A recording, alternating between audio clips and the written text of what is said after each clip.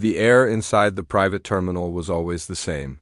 It was a carefully crafted mix of expensive, subtle perfume and the low, almost silent hum of wealth. The furniture was all soft leather and polished chrome, arranged just so.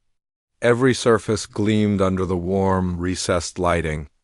It was a world away from the chaos of the main airport, a place where noise and hurry were left at the door. For the man working behind the main counter, however, this quiet perfection had become a kind of torture. His name tag simply said agent, but after 5 years in this job, he felt more like a zookeeper, and the wealthy passengers were his primary, often demanding animals. Another day, another parade of people who owned the world, but couldn't figure out how to use the complimentary coffee machine without calling for assistance.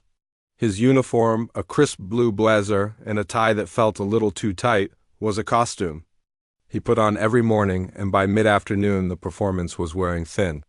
His face had settled into its usual expression, a polite mask that barely hid a deep, simmering tiredness. He'd seen it all.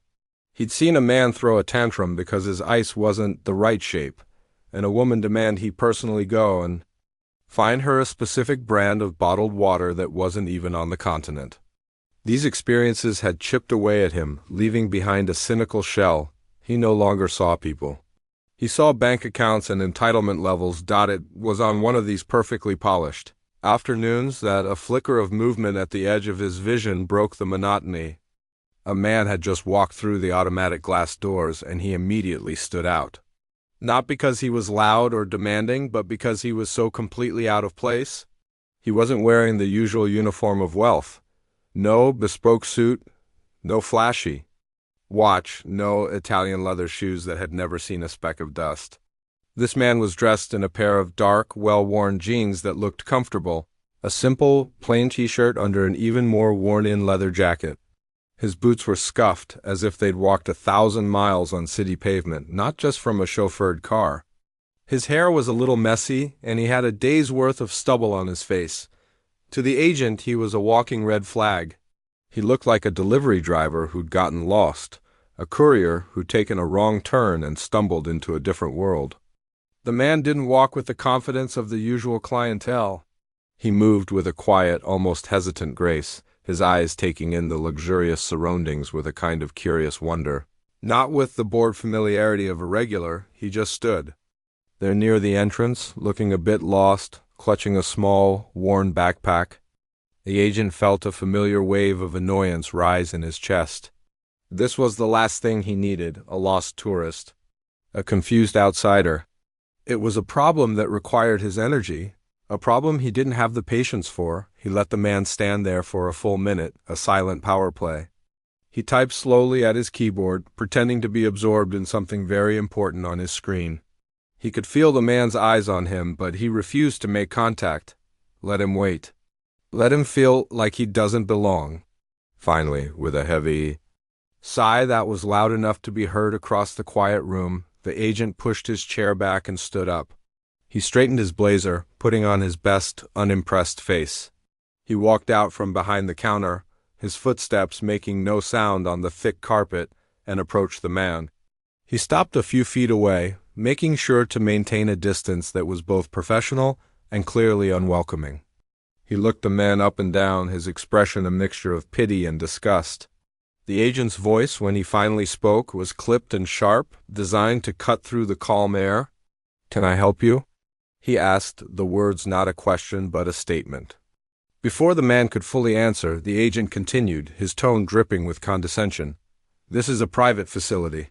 The main commercial terminal is that way?" He lazily jerked a thumb over his shoulder, pointing toward the exit doors as if shooing away a stray cat. The man, who had been observing the agent's approach with a calm, neutral expression, offered a small, polite smile. It didn't quite reach his eyes, which seemed to hold a deep, quiet tiredness of their own. "Hi, yes," he said, his voice soft and measured. "I'm here for the flight to New York, the John Wick charter." The agent had to physically stop himself from rolling his eyes. Asterisk John Wick? Like the movie? Is this guy for real? The thought screamed through his head. This had to be a prank. Maybe one of the pilots was messing with him, sending in some friend to see how he'd react. It was the kind of stupid joke they would pull. He looked the man up and down again, this time with even more skepticism. The worn-out jeans, the simple t-shirt, the backpack. This guy was an actor. He was about as believable as a parking ticket. The agent let out a little huff of air, a small, dismissive laugh. "Right," he said, his voice thick with sarcasm. "And I'm the pilot. Look, pal, I don't know what kind of joke this is, but you need to leave. You're clearly not on any manifest here." He crossed his arms over his chest, a classic gesture of authority and dismissal. He was done with this conversation. He had decided this man was a nobody, a time waster, and now he just wanted him gone. The man in the worn jacket didn't flinch. He didn't get angry or defensive. He just stood there, taking in the agent's hostile words with a kind of quiet calm that was almost more annoying than if he had started yelling. The agent had seen this act before. The cool, unbothered act. It was a performance, a way to try and gain the upper hand when you had nothing else. But the agent wasn't falling for it. He had seen every trick in the book, and this was one of the oldest. The man's polite smile was still there, but it was a fragile thing, looking a little tired around the edges. "My name should be on the list," the man said again, his voice still soft and even. "Keanu Reeves." The name hung in the air between them, but for the agent it meant nothing. It was just a sound, a collection of vowels and consonants. His brain was too busy filing the man into a category: time waster, liar. He wasn't processing the name itself, only the audacity of the man repeating it. The agent let out a short, sharp laugh, a sound like a bark. It was meant to be dismissive, to show the man how ridiculous he was being. "Yeah, and I'm Tom Cruise," the agent shot back, a smug grin spreading across his face. He was proud of that one. It was quick, it was witty, and it put the man firmly in his place. He could feel a few pairs of eyes on them now. The other passengers in the lounge starting to notice the disturbance. Good. Let them watch. Let them see how he handled these situations. He was the gatekeeper, the protector of their exclusive, peaceful world. He crossed his arms tighter over his chest, making himself look bigger, more imposing. "Look, pal, I've had a long day, and I don't have time for games. Either you show me some credentials that prove you belong here, or I'm calling security to escort you out." His voice was louder now, no longer just for the man in the jacket, but for the entire room. He was making a public announcement. The man seemed to shrink a little at the increase in volume. Not out of fear, but more like a plant that prefers shade recoiling from a bright, harsh light. He let out a soft sigh, a sound that was barely audible but seemed to carry a world of wariness in it.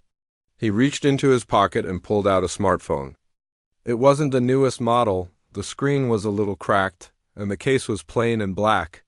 He started to tap at the screen, his thumb moving with practiced ease. "I don't mean to cause any trouble," he said, his eyes still on his phone. "I was just told to be here by 3 p.m. The agent watched him, his suspicion growing. This was all part of the act. The fake politeness, the fumbling for the phone. He was probably pulling up a fake email or a photoshopped boarding pass. The agent had seen it all. He felt a surge of anger, hot and sharp. This man was not only wasting his time, he was insulting his intelligence. He thought he could trick him. In this sterile, perfect world, the agent's word was law, and this man was challenging his authority. "It's past 3, the agent snapped, his voice dripping with venom. He took a step closer, invading the man's personal space. He could smell the faint scent of leather and maybe something else, something clean and simple, like soap. Nothing expensive. Nothing that belonged here. He snatched the tablet from his desk, the movement sharp and aggressive. He tapped at the screen with a stylus, his jabbing motions full of frustration. "And there is no Keanu on my list. Now, for the last time, get out before I have you removed." He was done talking. This was the final warning. The other passengers were definitely watching now. A woman in a bright silk dress whispered something to the man next to her, her eyes wide with a mixture of shock and delight at the unfolding drama. A younger man in a suit put his laptop down, his full attention on the confrontation. He looked annoyed, as if the noise was disrupting an important business deal. The agent could feel their eyes on him, judging him. He had to resolve this, and quickly. He had to show them he was in control. He took another step forward, his posture now openly intimidating. He was a good head taller than the man in the jacket, and he used his height to his advantage, trying to loom over him. He raised his hand, not to strike, but to gesture toward the door, a final physical dismissal. "I'm calling them now," he said, his voice a low growl. He was fully expecting the man to finally break, to back down, to scurry away with his tail between his legs, defeated. He was ready for the victory, for the feeling of power that came with putting someone in their place. But the man didn't back down. He didn't even look scared. He just looked up from his phone, his eyes meeting the agent's. And in that moment, the agent saw something unexpected. There was no fear in his eyes, no anger. There was just a deep, profound sadness, as if he was disappointed, not in the agent, but in the situation itself. It was a look that said, "Does it really have to be like this?" This look, more than anything else, threw the agent off balance. For a split second, he felt a flicker of doubt. But he pushed it down, burying it under a fresh wave of self-righteous anger. He was the agent. He was right. This man was wrong. And he was going to prove it. The agent's hand was suspended in the air, a moment away from making contact with the man's shoulder. It was a final, dismissive gesture, the period at the end of a sentence he had been writing all day. He felt a surge of righteous power. This was his kingdom, and this man was an intruder who was about to be banished. The other passengers were his witnesses, and they would see how efficiently and firmly he protected their sanctuary from the outside world. He could almost feel the satisfying thud of his hand on the worn leather jacket, the final push that would send this nobody on his way. He took a breath, ready to deliver the final verbal shove, but before his hand could complete its journey, a voice, sharp and filled with a panic that cut through the thick, quiet air like a siren, screamed from across the polished floor. "What on earth do you think you're doing?" The agent froze, his hand still hovering. The voice was so full of authority and alarm that it bypassed his brain and went straight to his nerves. He turned his head, and what he saw made his stomach drop. It was the terminal's general manager, a woman who was usually a picture of calm control.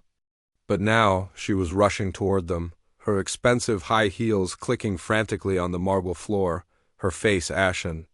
Her perfectly tailored blazer looked disheveled, as if she had thrown it on while running. She was moving with a speed and purpose that was completely out of place in the serene lounge, and every eye in the room was now locked on her. She didn't even look at the agent.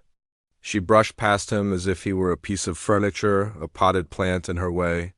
She came to a sudden, sharp stop directly in front of the man in the worn jacket, her expression shifting from sheer panic to a profound, almost tearful relief. The agent stood there, his hand still awkwardly in the air, feeling like a fool who had been caught with his hand in the cookie jar. "Oh, my goodness," the manager said, her voice trembling. She was breathless, her words coming out in a rush. "Sir, I am so sorry. Are you all right? I was just informed your ground transport was delayed. I had no idea you were already here being harassed." She shot a venomous glare at the agent, a look so full of fury that it felt like a physical blow. The agent felt his blood run cold. He had never seen her look at anyone, let alone an employee, with such contempt. The man, the supposed intruder, simply gave a small, reassuring shake of his head. "It's really okay," he said softly, his voice the same calm, quiet tone it had been all along, but the manager wasn't listening. She was too busy apologizing, her words tumbling over each other. "This is completely unacceptable. This man is a valued guest of ours. He is the reason this flight is happening today." She turned her fiery gaze back to the agent, who felt like he was shrinking under the intensity of it. "For your information," she said, her voice dropping to a low, dangerous hiss that was somehow louder than a shout, "this is Mr. Reeves. He owns the production company that chartered this entire flight. He is the reason everyone in this room is here." The name hung in the air for a second. Mr. Reeves, the agent's mind scrambled to catch up. He had heard the name before, just minutes ago. The man had said it himself. Keanu Reeves, but it hadn't meant anything. It was just a name. But now, coming from the manager's lips, It was loaded with a weight that was crushing him. He looked at the man again, really looked at him. The tired eyes, the messy hair, the simple clothes. And then, like a light switching on in a dark room, it all clicked. The face. He'd seen it on billboards, on movie posters, on the screen of his own television. The John Wick reference. The flight name. It wasn't a joke. It was the truth. The manager wasn't finished. She delivered the final, devastating blow. "And you," she said, her voice dripping with a disgust that made the agent's skin crawl. "You were treating him like trash. His net worth is estimated at over $380 million. He could buy this entire airport without batting an eye, and you were about to put your hands on him and throw him out." The number $380 million echoed in the agent's head. It was a number so large, so abstract, that it didn't even seem real. It was like something from a cartoon. But the manager's face was dead serious. The world seemed to slow down, the sounds of the terminal fading into a dull hum. He felt a hot, prickling sensation crawl up his neck and spread across his face. He could feel the blood draining from it, leaving him feeling cold and lightheaded. He slowly lowered his hand, the one that had been so full of authority just moments ago. Now it felt heavy, useless, shameful. He looked around the room. The other passengers were staring, their mouths slightly agape. The woman in the silk dress was no longer whispering with delight. She was staring at him with open contempt. The man in the suit had a look of shocked disbelief on his face. They weren't just watching a drama anymore. They were watching a public execution, and he was the one on the scaffold. He had made a terrible, horrible mistake, and he had made it in front of everyone. He had judged a book by its cover, and he had been spectacularly, humiliatingly wrong. The air was sucked out of his lungs, and he found he couldn't speak. He couldn't move. He could only stand there, a statue of his own arrogance, speechless. The world seemed to shrink around the agent, the polished walls of the terminal closing in on him. The number $380 million echoed in his ears, a deafening drumbeat of his own colossal mistake. It wasn't just a number. It was a verdict. A final, absolute judgment on his own foolishness. The air grew thick and heavy, making it hard to breathe. He felt a hot wave of shame wash over him, so intense it made him dizzy. His face was on fire, a burning blush that he knew everyone in the room could see. He wanted the floor to open up and swallow him whole, to be transported anywhere else in the world, but right here. In this exact spot, the other passengers in the lounge were no longer just background figures. They were an audience, a jury, and their eyes were the evidence. They were no longer looking at the man in the jacket, but at him. Their expressions were a mixture of shock, pity, and something much worse, contempt. The woman in the silk dress had a hand over her mouth, her eyes wide with the delicious horror of witnessing a social car crash. The man in the suit had put his laptop down completely, his arms crossed, a look of cold satisfaction on his face. He was probably thinking the agent got exactly what he deserved. The agent could feel their collective gaze like a physical weight, pressing down on his shoulders, pinning him in place. The luxurious lounge, which he had always considered his domain, his kingdom, now felt like a courtroom. And he was the guilty party on trial for being a complete and utter fool. His mind started racing, replaying the last 10 minutes in a horrifying high-definition loop. He saw himself walking over with that smug, condescending look.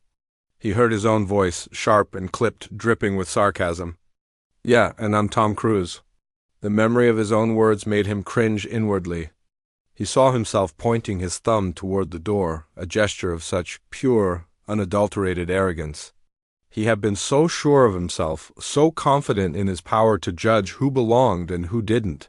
He had built a little kingdom for himself behind that counter, and he had enjoyed being the cruel, petty ruler of it.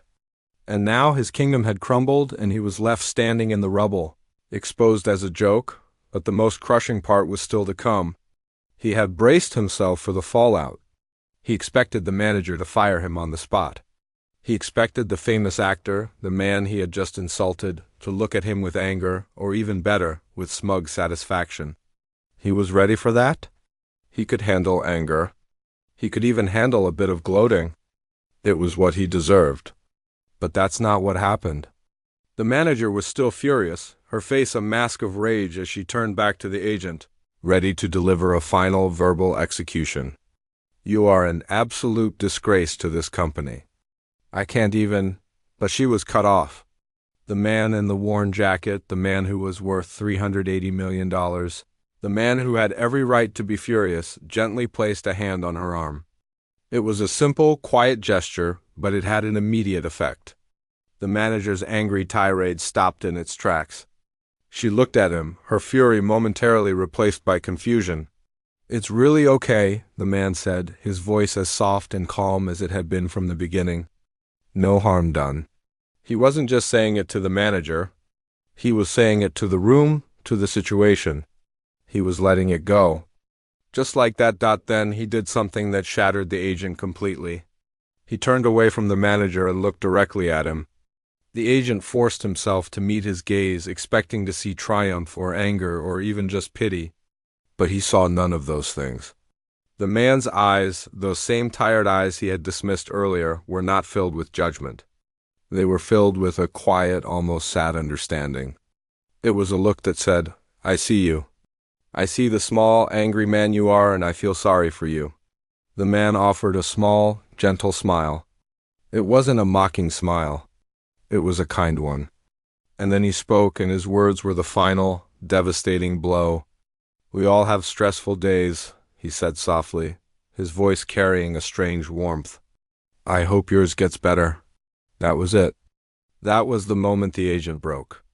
It wasn't the manager's rage, and it wasn't the revelation of the man's wealth. It was the simple, profound decency of his forgiveness. In that moment, the agent saw the vast, unbridgeable chasm between them. It wasn't about money. It was about character. Here was a man who had everything: fame, fortune, success, who had just been treated like garbage, and his first instinct was not to get angry, but to offer empathy. He had the power to destroy the agent's career with a single word, but instead he offered him a kind wish. He, a man who had everything, acted like he had nothing to prove. And the agent, a man who had so little, had acted with an arrogance he hadn't earned. The kindness was infinitely more humiliating than any angry outburst could have ever been. He could only stand there, his mouth hanging open, utterly and completely speechless. The manager, still flustered and looking at the man with a new level of awe, nodded quickly. Of course, sir. Right this way. The plane is ready for you. She shot one last, withering glare at the agent before turning to lead the man toward the exit that led to the tarmac. The agent watched them go, a frozen statue in the middle of the lounge. He watched the simple, unassuming figure of the man walk away, his scuffed boots moving silently across the thick carpet. He didn't walk with a swagger. He walked with the same quiet, hesitant grace he had when he entered. Nothing about him had changed, but everything had changed. As they disappeared through the doors, the silence in the lounge was broken by a wave of whispers.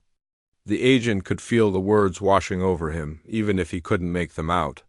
He knew what they were saying. They were talking about him. The idiot. The fool. The agent who tried to throw John Wick off his own plane. He was a story now, a cautionary tale they would tell their friends over dinner. He slowly lowered his gaze, staring at the polished floor.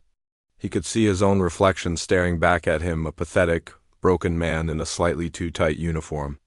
The weight of his own shame was so heavy he felt he might sink right through the floor and disappear forever. The man in the worn jacket was gone. The automatic doors slid shut behind him and the manager, sealing them off from the world of the terminal. But the silence they left behind was louder than any noise the agent had ever heard. It was a heavy, suffocating silence, filled with the unspoken thoughts of everyone in the room. He remained frozen in the middle of the floor, a statue carved from shame, his reflection staring up at him from the polished marble. He could feel the eyes of the other passengers boring into him, their gazes like tiny, sharp needles. He was no longer a person to them. He was an event, a spectacle, a cautionary tale whispered in first-class lounges around the world. He knew he had to move, to get away from their silent judgment, but his feet felt like they were cemented to the floor, finally. With a monumental effort of will, he managed to take a step. Then another. Each step was a conscious, painful act. He didn't dare look at anyone. He kept his eyes fixed on the floor, counting the tiles as he walked, a desperate attempt to focus his mind on something other than the crushing weight of his humiliation. He walked behind the counter, his sanctuary now feeling more like a cage. He could feel the manager's return before he saw her. The air grew cold again. He looked up, and she was standing there, her face no longer furious, but set like stone, her eyes cold and hard. "My office." "Now," she said. Her voice was flat, devoid of all emotion. It was worse than the anger. It was the voice of someone who had already written him off. He followed her down a long, windowless corridor, his footsteps echoing hollowly. He felt like a prisoner being led to his execution. The manager's office was small and impersonal, a stark contrast to the luxurious lounge. There were no personal photos on the desk, no plants, no sign of a human being who spent any significant amount of time here. It was just a desk, a chair, and a computer. She gestured for him to close the door, and he did, the soft click sealing him in his fate. She sat down, not offering him a chair. He stood there like a naughty schoolboy in the principal's office. She didn't say anything for a long time. She just typed at her computer, her fingers flying across the keyboard. He stood in silence, the suspense gnawing at him. He was ready for it. "You're fired. Just say it. Get it over with." But the words never came. Finally, she stopped typing and looked up at him, her expression unreadable. "What you did out there was—" "It's beyond firing," she said, her voice low and steady. "It's a breach of every single principle this company stands for. It's discriminatory, it's humiliating, and it could have cost us a client who is not just a client, but a partner. A very, very important partner." She paused, letting the words sink in. "I was fully prepared to terminate your employment immediately. In fact, I was drafting the letter as you walked in." The agent felt a knot tighten in his stomach. Here it was. "The end, but," she continued, and the word hung in the air, unexpected and strange. "I received a call from the pilot. He had just spoken with Mr. Reeves, and Mr. Reeves. He made a request." She looked at the agent, a flicker of something in her eyes, maybe confusion, maybe disbelief. "He specifically requested that you not lose your job over this." The agent felt his knees go weak. He had to grab the back of the chair in front of him to steady himself. He couldn't have heard her right. Why? Why would he do that? After everything? The shame he felt earlier was nothing compared to the shame he felt now. This was an act of kindness so profound, so undeserved, that it felt like a physical blow. He would have preferred anger. He would have preferred to be fired. That would have been simple. That would have been justice. But this was grace. And it was unbearable. He said, the manager continued, her voice softening slightly, that everyone deserves a second chance, that it was clearly a misunderstanding and that he didn't want your life to be ruined over it. She shook her head slowly, as if she still couldn't quite believe it. "I don't understand it. But a request from a man like that is not a request. It's an order." She went on to explain his punishment. He was being removed from all customer-facing duties, effective immediately. He was being put on probation for 6 months. He would be reassigned to the baggage logistics office in the basement, a windowless room where he would coordinate luggage and cargo, far away from the wealthy passengers he had so desperately wanted to control. It was a demotion in every sense of the word. It was a professional exile. He accepted it all without a word. What could he say? "Thank you? Thank you for not firing me, thanks to the man I treated like trash?" He just nodded, his throat too tight to speak. He was dismissed, and he walked out of the office, not with the feeling of a man who had been spared, but with the feeling of a man who had been given a debt he could never repay. The following weeks were a blur of gray monotony. The basement office was everything the terminal was not. It was loud, it was cramped, and it smelled of diesel fumes and old cardboard. His new uniform was a simple polo shirt and work pants. He was invisible. No one looked at him with contempt or pity. No one looked at him at all. He spent his days staring at a computer screen, tracking luggage tags and cargo weights. It was lonely work, and it gave him far too much time to think. The memory of that day played over and over in his mind. He saw the actor's calm face, heard his soft voice, felt the crushing weight of his kindness. The question echoed in his mind in the quiet of the night. Why? He started to understand. The actor's wealth wasn't in the $380 million the manager had mentioned. His real wealth was in his character. He had a power that the agent could never understand, the power to choose kindness when he had every right to choose anger. The agent had spent his life thinking power was about control, about being the one who says yes or no, about judging who belongs and who doesn't.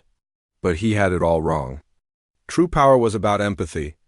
It was about seeing the humanity in everyone, even in a stressed-out, arrogant airport agent. One afternoon, a few months into his exile, he was coming up from the basement to grab a coffee from the staff room. As he walked through the service corridor, he saw a family standing by the door to the main terminal, looking lost and confused. They were a mess. The father was holding a crumpled map, the mother was trying to quiet a crying baby, and their two young children were running around, screeching with excitement.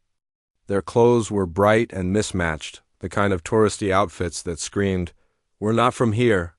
He saw one of his old colleagues, a customer service agent at the main counter, roll his eyes and mutter something under his breath.